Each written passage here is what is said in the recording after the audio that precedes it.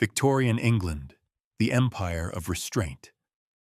A world where desire was a sin, silence was virtue, and a woman's pleasure was a myth. They called it the Age of Morality, but beneath the lace, the manners, and the sermons, pulsed something far less pure. Doctors spoke of female nerves, of mysterious illnesses that made women faint, tremble, or cry without reason. They called it hysteria, a sickness of the womb, a storm of emotions. But in truth, it was something no man of medicine dared name aloud. For in the century that built the modern world, the same century that invented anesthesia, telegraphs, and the steam engine, doctors would also discover something far stranger: that the cure for women's madness was pleasure. They said it was science. They said it was treatment.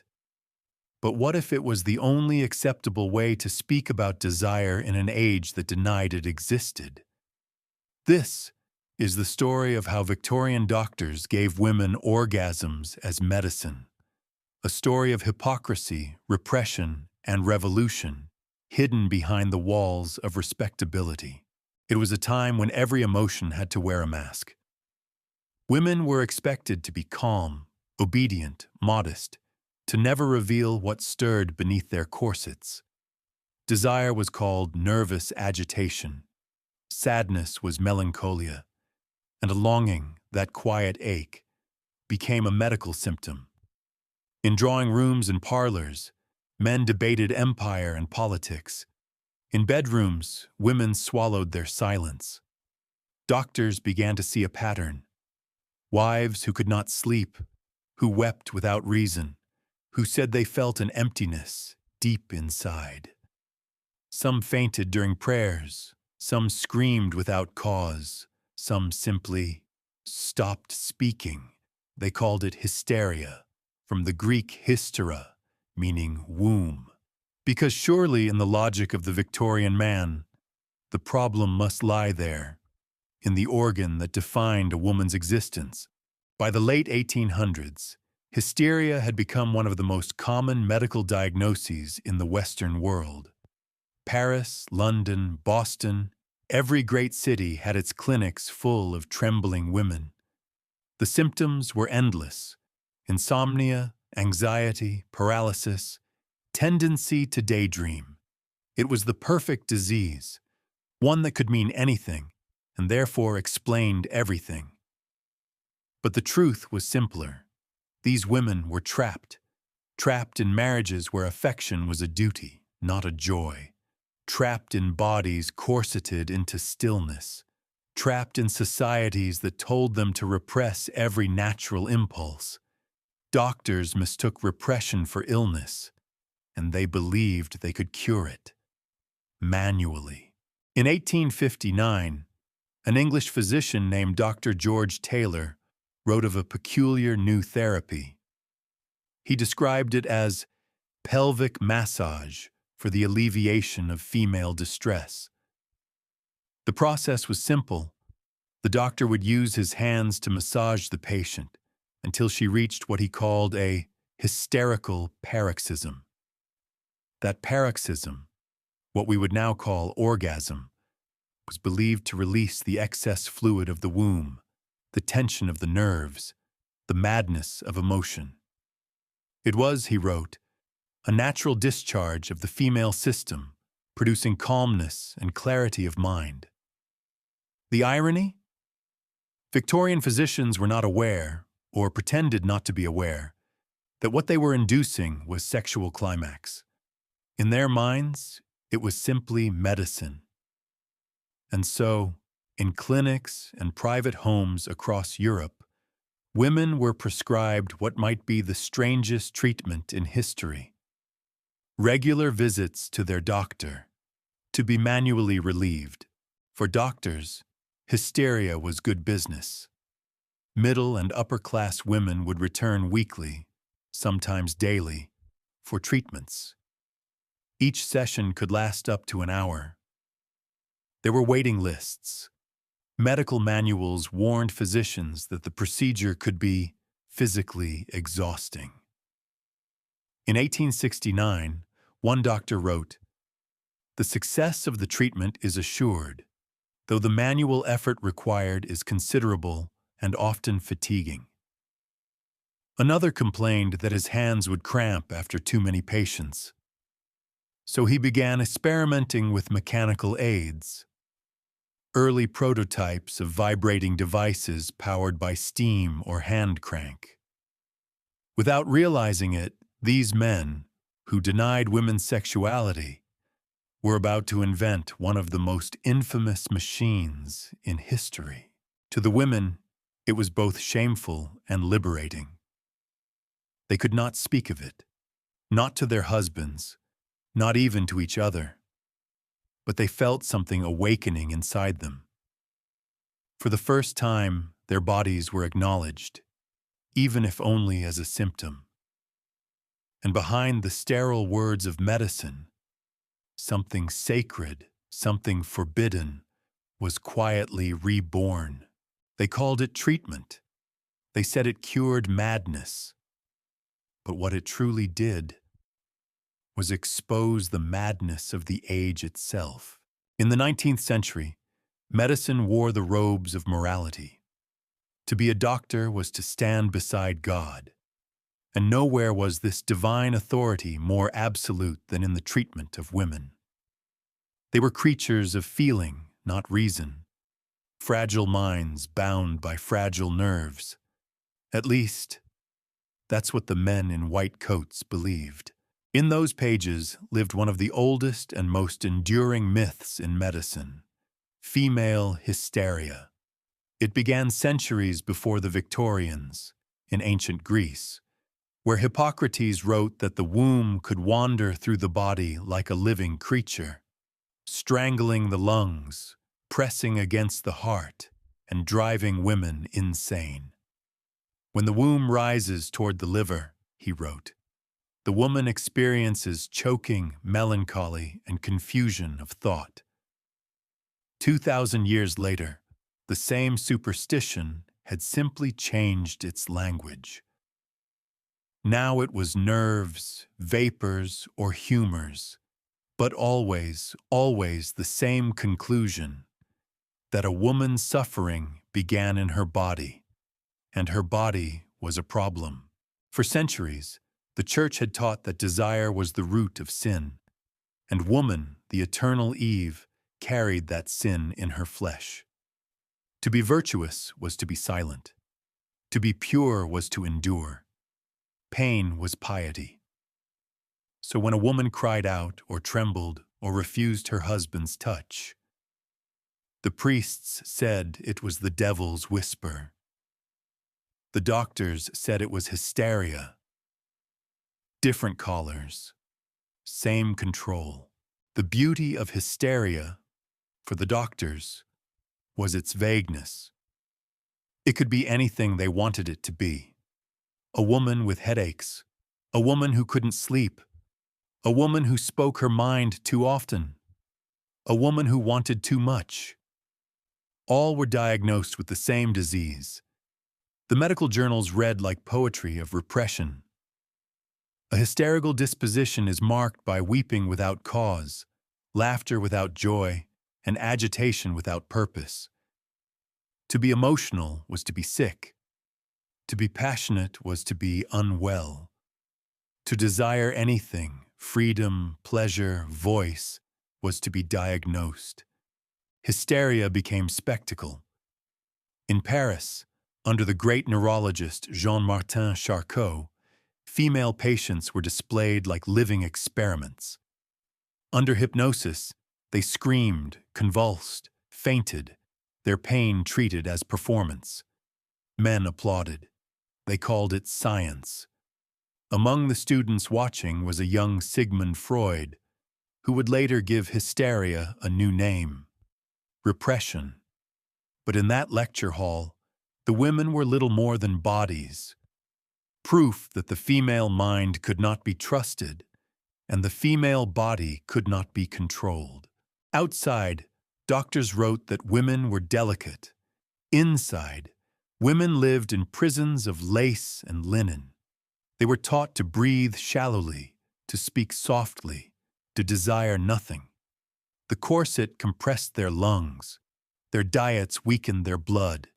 Their marriages confined their hearts. When they fainted, men called them angels. When they resisted, men called them mad. And when their bodies finally broke, they were sent to the doctor to be cured of their nature. In London's Harley Street and Paris's Rue de l'École de Médecine, the new saviors of womanhood awaited. They were the physicians of the soul, armed with stethoscopes, laudanum, and moral certainty. They promised to restore women to graceful composure, to drain away their hysteria as one would bleed a fever. But to cure hysteria, they had to provoke it, and soon the line between healing and humiliation would blur. She's 27, married, childless, well-bred. She cannot sleep. She cries for no reason. She says her chest feels heavy, her skin too tight, her thoughts restless. The doctor diagnoses her within minutes. Typical hysteria, he says. The prescription, weekly treatment, pelvic massage. Her husband nods in relief. The doctor smiles. The woman says nothing. Behind closed doors, the ritual begins. A physician's touch replaces the priest's sermon. Science replaces sin. The doctor believes he is calming her nerves. She believes she must obey. And in that act, half medicine, half ritual, the Victorian world found a way to keep its secret intact. They could not speak of pleasure, so they called it illness. They could not admit desire, so they called it a cure. The Age of Repression had created its own contradiction. A world obsessed with purity that built its temples on forbidden pleasure. Science had become the new religion of the 19th century, and its priests wore lab coats instead of robes. In a world that denied women's voices, the doctor's word was gospel. He could touch what husbands could not. He could command what priests dared not name. And all in the name of medicine. By the 1860s, hysteria had become an epidemic, not of illness, but of industry. Thousands of women across Europe and America sought treatment. Doctors, exhausted by the physical labor of manual therapy, began to look for help, not from nurses, but from machines. In 1869, Dr. George Taylor patented the manipulator, a steam-powered device designed to alleviate female congestion. It was massive, a vibrating platform attached to a padded table. Patients would lie upon it as the machine pulsed beneath them. In his journal, Taylor described the results as swift relief, accompanied by mild perspiration and a general feeling of tranquility. He never used the word orgasm. No one did. But the truth was impossible to ignore. The age of industrial progress had invented its most secret machine. A machine built not for factories or railways, but for pleasure disguised as therapy. For physicians, it was a strange contradiction. They were men of science, bound by reason, detached, clinical. Yet their profession demanded a kind of intimacy no husband could share. Medical manuals offered strict instructions. The physician must maintain composure and modesty during the operation. Should undue excitement occur in the patient, proceed without comment, undue excitement. The understatement of an era, doctors justified the act with language so clinical it stripped the human from the human body. They spoke of muscular release, of paroxysmal discharge. They called it a treatment for nerves, congestion, irritability. But beneath the Latin and the logic, every hand that touched, every patient who gasped, was a reminder that science had become the mask of desire. In the quiet corners of London, Paris, and New York, these rooms became sanctuaries of contradiction. Outside, the world preached virtue. Inside, doctors coaxed relief from silence. Women came trembling, weeping, ashamed, and left calmer, lighter, sometimes even smiling. Some spoke of a sense of lightness in the chest. Others said they felt purged of grief. A few dared to whisper that they felt alive. The physicians took notes, adjusted their devices, and told themselves it was healing. Perhaps it was.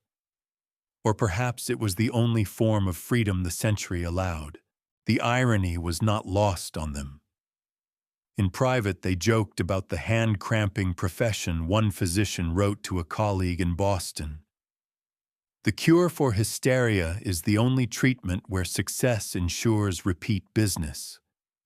Another replied, "Indeed, the ladies seem to prefer my hands to their husbands' prayers." But these jokes never reached the public. In polite society, they spoke of the sanctity of medicine. In journals, they wrote of therapeutic interventions. And behind their closed doors, they built empires of denial. Electricity changed everything.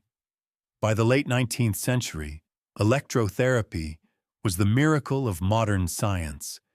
If steam could move locomotives, why couldn't it move flesh? Inventors rushed to patent new tools. The Chattanooga vibrator, the Pulvermacher chain belt, the Weir-Mitchell electric wand. Each promised to soothe nerves, calm the womb, and restore feminine balance. Newspapers advertised them as respectable household items. One ad read, "Ladies, relieve fatigue, restore energy, and improve complexion." Ask your doctor about our portable home model. They sold thousands. In living rooms across England and America, middle-class women sat quietly, the hum of electricity echoing through their hands, and for the first time in their lives, their bodies answered back. But the irony of history is cruel.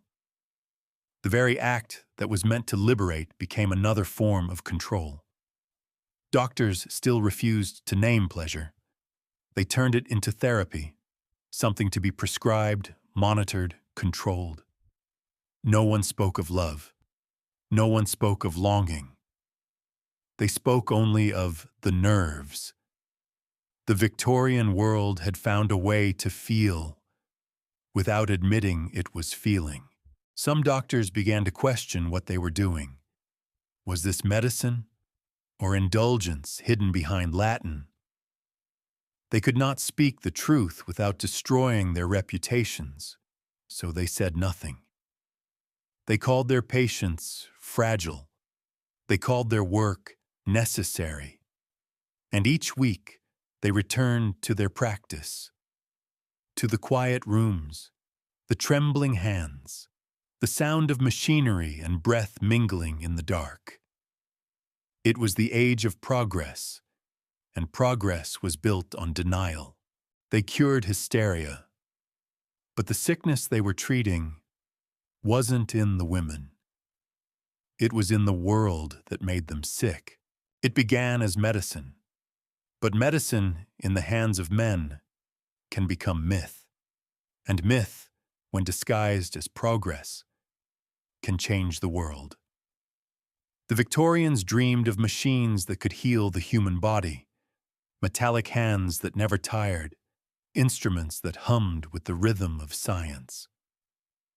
But in their quest to cure the female nerves, they built something far more powerful, a mechanical revolution of pleasure and freedom. In 1883, Dr. Joseph Mortimer Granville introduced the world to his latest creation, the percuteur. He called it a percussive therapeutic massager. It ran on clockwork and batteries. He designed it to relieve fatigue in the muscles of soldiers and factory workers. But soon, letters arrived from physicians who found a secondary use. Granville himself grew furious. He wrote, "My device was never intended for the mischief now attributed to it." But it was too late. Once the machine left his hands, it took on a life of its own. By the 1890s, the vibrator had arrived in the home. Doctors recommended them for general weakness, neuralgia, and female exhaustion. Advertisements promised rejuvenation, vitality, and better skin tone. "A miracle of modern comfort," one newspaper declared. "Every lady should possess one."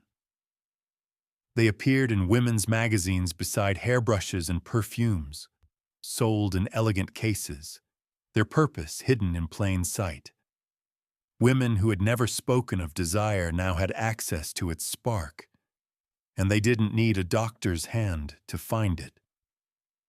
What began as repression was quietly becoming revolution. Electricity, the force that powered industry, now promised to restore life itself. By the turn of the century, electric massagers were sold in catalogs like Sears and Roebuck, listed between sewing machines and kitchen mixers. They came with polished wooden handles, nickel-plated attachments, and glowing testimonials from satisfied customers. The language was always the same: restores feminine energy, promotes sleep, improves complexion. Never once did the word pleasure appear. It didn't have to. Everyone already knew. For centuries, a woman's body had belonged to others. To her father, her husband, her doctor, her priest. But now, in a quiet and mechanical way, it began to belong to her again. Each hum, each vibration, was an act of defiance wrapped in politeness. No marches, no speeches, no revolts. Just a quiet revolution of breath and pulse, hidden behind locked bedroom doors. This was not about lust. It was about control, and the first flicker of taking it back. The medical community was divided. Some praised the devices as breakthroughs in therapy. Others called them scandalous. Articles appeared in journals. Mechanical stimulation and the preservation of moral decency. The dangers of self-treatment in women of delicate disposition. But the truth could no longer be hidden. The line between medicine and pleasure had vanished, and society was too afraid to admit it. So they kept pretending. Pretending it was science. Pretending it was moral. Pretending that the humming in the night wasn't the sound of liberation. By 1905, more than a dozen different vibrator models were on the market. They were faster than manual therapy, cleaner than steam machines, and, most importantly, they were marketed to women directly. In some cities, electricity-powered therapy parlors opened quietly behind pharmacies. Men thought they were harmless spas. Women knew better. The female body, once controlled by men, was now being reclaimed by the very tools those men had built to suppress it. That was the ultimate irony of the age. The same patriarchal system that denied female desire had accidentally invented the instrument that set it free. By the early 20th century, the medical establishment began to abandon the diagnosis of hysteria altogether. It had become impossible to defend. The rise of psychology, feminism, and sexual science had begun to expose the truth. That women's emotions were not a disease. They were human. Sigmund Freud redefined hysteria as repression, not of the womb, but of the soul. And for the first time, medicine began to listen instead of silence. The machines still exist, silent relics of an age that spoke of progress but whispered its desires. To the Victorians, they were tools of healing. To history, they are monuments to hypocrisy and, perhaps, to awakening. Because beneath every invention, every discovery, was a question humanity has never stopped asking. Can science cure the parts of us that are simply human? They tried to cure desire. Instead, they mechanized it. Every age of repression gives birth to its own rebellion. And the rebellion of the 20th century was not fought with swords, but with words. For the first time, the silence broke, and what spilled out was not madness, but truth. Freud changed everything. Where others saw illness, he saw meaning. Where doctors saw hysteria, he saw repression. The weight of desire crushed beneath the morality of a world too afraid to name it. The hysteric suffers from reminiscences, he wrote, from desires that cannot speak. For the first time in centuries, the female body was no longer a mystery to be cured, but a voice to be heard. Freud's theories were imperfect, flawed, even cruel at times, but they cracked the foundation of Victorian control. They made desire something to be analyzed, not punished. And in that crack, a generation of women began to see light. The suffragettes did not speak of hysteria, but they carried its ghosts. Every woman who marched was once the kind of woman a Victorian doctor would have called ill, too loud, too ambitious, too emotional, too alive. They were told to calm down, to find husbands, to seek therapy. Instead, they sought revolution. And for the first time, the world began to see the female body not as a symptom, but as strength. By 1950, hysteria was fading from medical textbooks. Its meaning had dissolved, too vague, too unscientific, too revealing. The world had changed.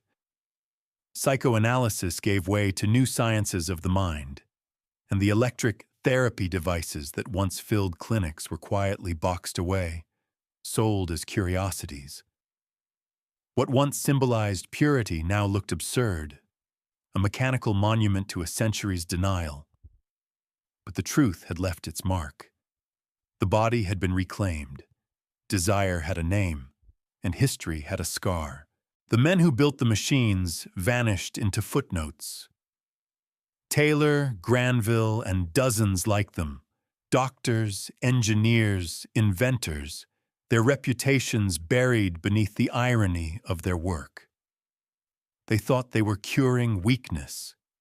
They were building empowerment. They thought they were taming desire. They were setting it free. Every motor they wound, every patent they filed, was another crack in the wall of repression, a wall that had stood since Eve was blamed for sin. Today, the artifacts of that age rest behind glass, clean, polished, stripped of their shame. Visitors glance, smile awkwardly, move on. Few realize they're looking at the intersection of hypocrisy and liberation, where science met sin and both pretended not to know the other. The Victorians built a world where a woman's body was both sacred and sinful, fragile and forbidden, revered and restrained. And yet, it was that very contradiction that forced the future into being. History loves to call itself progress, but progress often begins as denial. The same world that invented the vibrator still refused to let women vote or own property or speak of pleasure without shame. Science moved faster than morality, and perhaps it always will. Because when desire is buried, it does not die.